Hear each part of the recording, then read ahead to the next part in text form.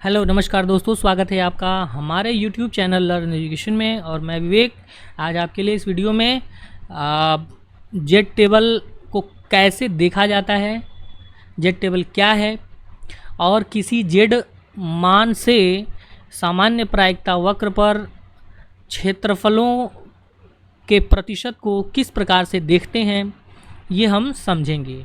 ठीक है ना।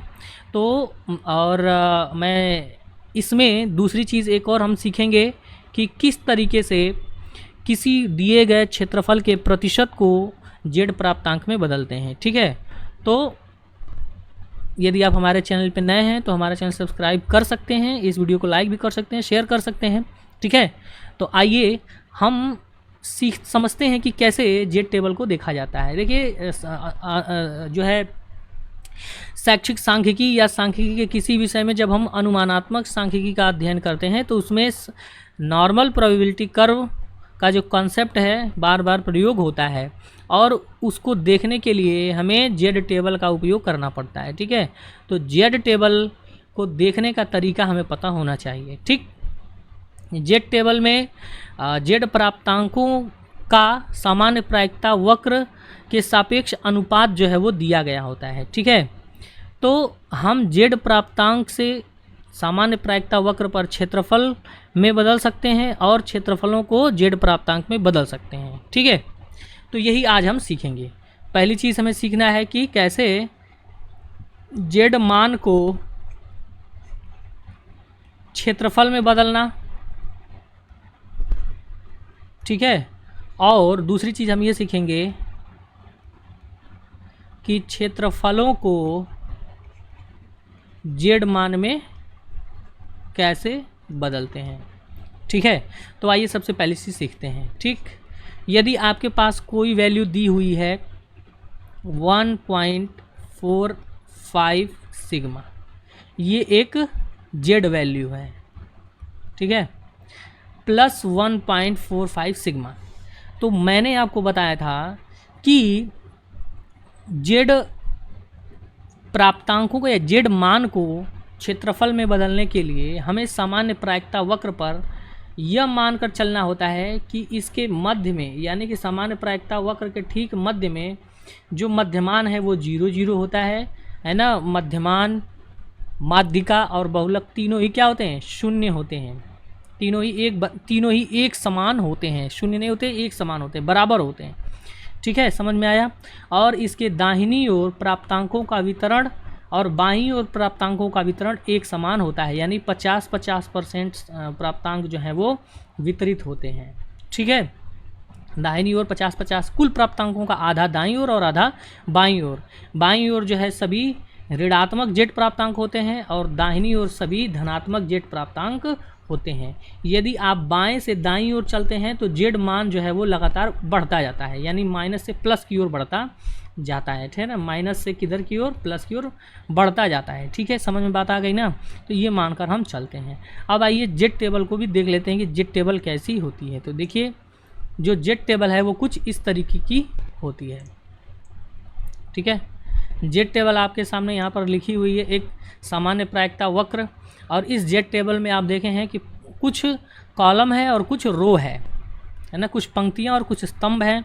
आप स्तंभों में देखिए, स्तंभों में कुछ मान लिखे हुए हैं। इस जेड के नीचे कुछ मान लिखे हुए हैं 0.0, 0.1, 0.2। ठीक है। तो ये दशमलव के बाईं ओर और दाहिनी ओर एक अंक तक मान लिखा हुआ है। और यदि आप पंक्तियों में आगे की ओर बढ़ते हैं तो आप दशमलव के बाद 2 अंकों तक मानों को देखते हैं। तो जो हमारे जेड प्राप्तांक होते हैं वो दशमलव के 2 अंकों तक ही होते हैं। दशमलव के बाद या दशमलव के दाहिनी ओर 2 अंकों तक होते हैं। हमने जो मान लिया है वह धनात्मक है, प्लस 1.45 सिग्मा, यानी दशमलव के बाद 2 अंक तक है। यदि इसको हमें क्षेत्रफल में बदलना है, इस जेड मान को क्षेत्रफल में अगर बदलना है तो हमें जेड टेबल देखना पड़ेगा। अब जेड टेबल देखने के लिए हमें दशमलव के जो पहले अर्थात बाईं ओर पहला अंक है और जो दाहिनी ओर पहला अंक है, इन दोनों अंकों को हम कॉलम में देखेंगे यहाँ तक। ठीक है। यानी 1.4 को हम कॉलम में देखेंगे, स्तंभ में देखेंगे। तो आइए इस जेड टेबल को देखते हैं और स्तंभ में 1.4 पर चलते हैं। तो स्तंभ में अगर आप 1.4 तक चलना है तो आपको और नीचे जाना पड़ेगा। ठीक है, कहाँ आया 1.4, देखिए 1.4 यहाँ पर आ रहा है, ठीक है ना, 1.4 यहाँ पर आ रहा है।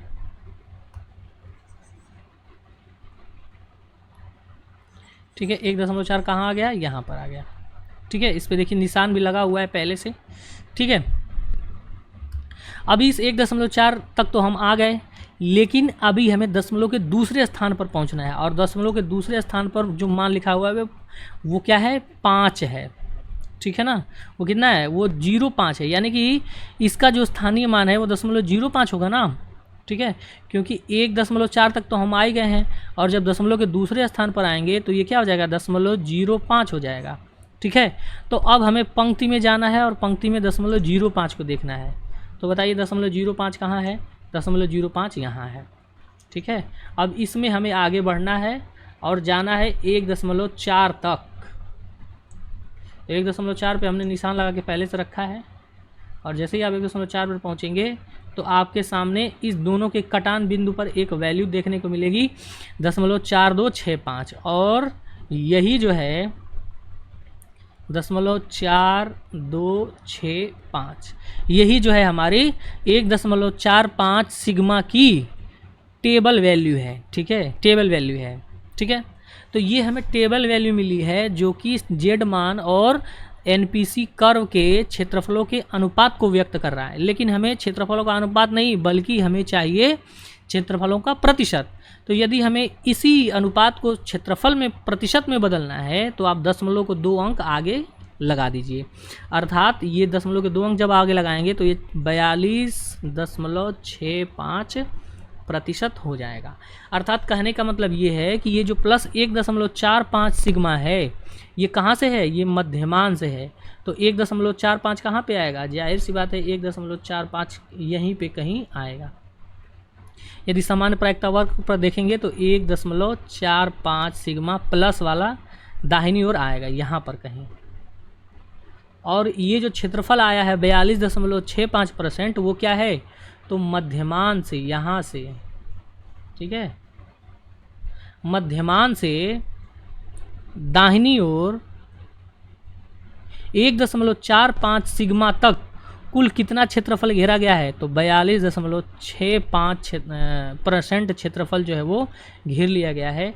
दाहिनी ओर का जो 50% कुल क्षेत्रफल है, 50% दाहिनी ओर, उसमें से 42.65% क्षेत्रफल यदि हम 1.45 सिग्मा तक जाएंगे तो घेर लिया जाएगा। बात समझ में आ गया ना। ठीक है, इतनी बात समझ में आशा है आपको आ गई होगी। तो जेड मान को क्षेत्रफल में कैसे बदलते हैं वो आपको समझ में आएगा। अगर यही कोई एक और मान अगर आप ले लेते हैं, मान लीजिए तो हमने धनात्मक मान लिया है, उदाहरण के लिए एक और दूसरा कोई मान ले लेते हैं, ठीक है ना। तो इसको देखिए हम मिटा देते हैं यहाँ पर, ठीक है। चलिए एक और मान लेते हैं जिसको हम क्षेत्रफल में बदलेंगे। तो एक मान हमने ले लिया, मान लीजिए -0.63 सिग्मा। ये देखिए, ये हमने एक अपने मन से मान ले लिया। आप जब सवाल सॉल्व करेंगे तो कोई भी मान जेड मान के रूप में आ सकता है, ठीक है। तो अब देखिए सबसे पहला काम क्या करना है, दशमलव के दाहिनी और बाईं ओर के एक अंक को देखना है। तो एक अंक देखेंगे तो 0.6 आ जाएगा। अब आप जेड टेबल में जाइए और पंक्ति में जाइए 0.6 पर। तो 0.6 देखिए कहाँ आ रहा है, 0.6 यहाँ पर आ रहा है, ठीक है। 0.6 यहाँ आ रहा है। अब उसके बाद दशमलव के बाद दूसरा अंक क्या है, तो दशमलव के बाद जो दूसरा अंक है वो 3 है, 0.3, ठीक है। अर्थात 0.03 को हमें पंक्ति में देखना है। तो 0.03 को पंक्ति में अगर आप जाते हैं तो ये देखिए 0.03 की पंक्ति ये है, और इसमें आपको आना है 0.06 के सामने। तो 0.06 के सामने अगर आप आएंगे तो कुछ यहाँ पर ये वैल्यू आपको देखने को मिलेगी, अर्थात 0.2357, ठीक है। क्या आएगा, 0.2357, ठीक, 0.2357 आ जाएगा। तो ये तो अनुपात है, ठीक है। इसको हमें परसेंटेज में बदलना है तो क्या आ जाएगा, 2 अंक दशमलव को दाहिनी ओर खिसका देंगे, 23.57% क्षेत्रफल जो है वो घेरेगा। कहाँ से कहाँ तक? तो मध्यमान बिंदु से बाईं ओर 0.63 सिग्मा तक। तो 0.63 सिग्मा 1 से कम है, कुछ यहाँ पर आ सकता है, यहाँ तक। तो बाईं ओर के 50% क्षेत्रफल में से जो 23.57% क्षेत्रफल है वह -0.63 सिग्मा तक घेर लिया जाएगा। ठीक है, समझ में आया? ये क्षेत्रफल जो है वो व्यक्त कर रहा है किसको? 23.57% को। ठीक है, चूँकि माइनस में था इसलिए हमने बाईं ओर इसको लिखा है। आशा है बात समझ में आ गई होगी। ठीक है ना। अब आइए, कभी कभी हमें आवश्यकता पड़ती है क्षेत्रफलों को जेड मान में बदलने की। ठीक है, तो क्षेत्रफलों को जेड मान में कैसे बदलते हैं, आइए उसको भी हम समझते हैं। कभी कभी हमारे पास सामान्य प्रायिकता वक्र पर उपस्थित क्षेत्रफल दे देता है और उस क्षेत्रफल को जेड मान में बदलना है। ठीक है, मान लीजिए कि हमें सामान्य प्रायिकता वक्र पर 20% जो है वो क्षेत्रफल दे दिया है, 20%। ठीक है, अब इसको हमें बदलना है जेड मान में, यानी कि क्षेत्रफल से जेड मान में बदलना है। ठीक है, तो आइए 20% को हमें जेड मान में बदलना है।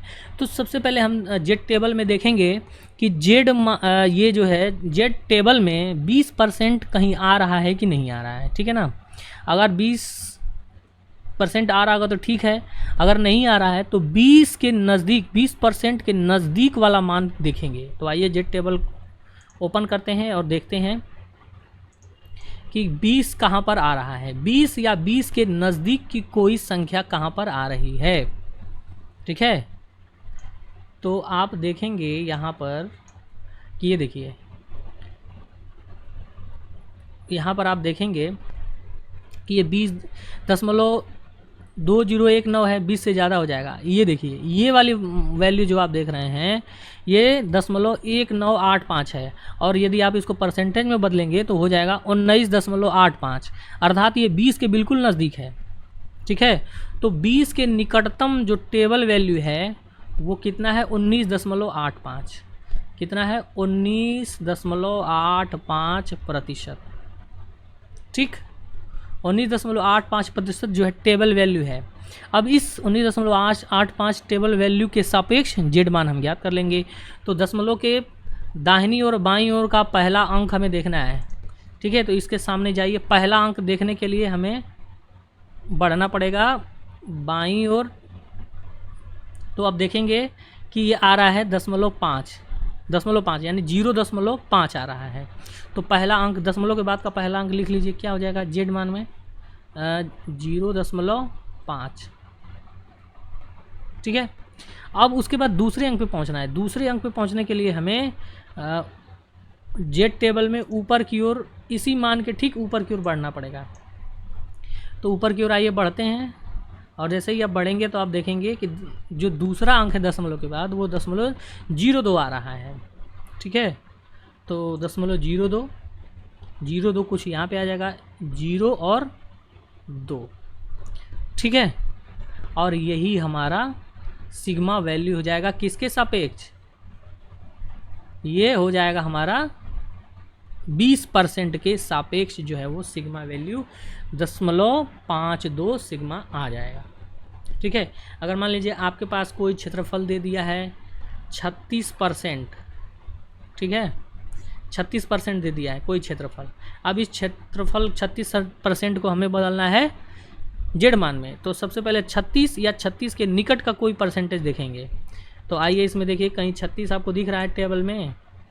जैसे ही आप नीचे बढ़ेंगे तो आपको 36 या 36 के निकट की कोई संख्या दिखनी चाहिए। बताइए, 36 या 36 के निकट कोई संख्या ऐसी आपको दिख रही है यहाँ पर? तो आप देखेंगे कि यहाँ पर 35, देखिए 36.3621 आ जा रहा है यहाँ पर। ठीक है, थोड़ा ज़्यादा है। ठीक है, तो इससे पहले की संख्या देखेंगे तो 3599 यहाँ पर आ रहा है, ध्यान से देखिएगा, यानी 3599, ठीक है, और 10.3599 को परसेंटेज में बदलेंगे तो 35.99 आ जाएगा, जो 36 के बिल्कुल निकट है, ठीक है। तो यही हमारी टेबल वैल्यू आ जाएगी, यानी कि जो टेबल वैल्यू आई है वो क्या है 3599, और इसको परसेंटेज में बदलेंगे तो क्या जाएगा 35.99%, ठीक है। अब इस 35.99% को जेड मान में बदलना है, तो 35.99 देखिए इसके सामने कौन सा अंक पड़ रहा है, तो इसके सामने की ओर जब आप चलेंगे तो आप देखेंगे कि 1 पड़ रहा है, 1.0, ठीक है। तो 1.0 पहले आप यहाँ लिख लीजिए, जेड मान में 1.0। अब हमें दशमलव के बाद दूसरे अंक पर पहुँचना है, तो दशमलव के बाद दूसरे अंक क्या आएगा, इसके लिए हमें स्तंभ में ऊपर की ओर बढ़ना पड़ेगा, ठीक है। स्तंभ में ऊपर की ओर बढ़ेंगे आप तो देखेंगे क्या आ रहा है 0.8 आ रहा है, ठीक है, 0.08। तो यहाँ पर क्या आ जाएगा 0.08 आ जाएगा, ठीक है।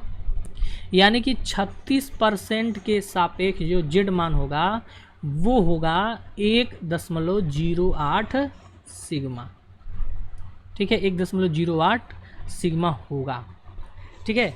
अब सवाल के में जो दिया रहेगा उस हिसाब से हम देखेंगे कि ये जो 1.08 सिग्मा आया है वो धनात्मक दिशा में होगा कि ऋणात्मक दिशा में, वो प्रश्न में दिया रहेगा, ठीक है, कि किसी मान से कम या ज़्यादा, ठीक है ना। तो इस तरीके से हम क्षेत्रफलों को जेड मान में बदलते हैं। आशा है ये चीज़ आपको समझ में आई होगी, और ये जब हम सामान्य प्रायिकता वक्र के अनुप्रयोगों में किसी प्राप्तांक का क्षेत्रफल या किसी दो प्राप्तांक के बीच का क्षेत्रफल इत्यादि ज्ञात करने का प्रयास करते हैं तो उसमें इस जेड टेबल को यूज़ करने की आवश्यकता पड़ती है, ठीक है ना।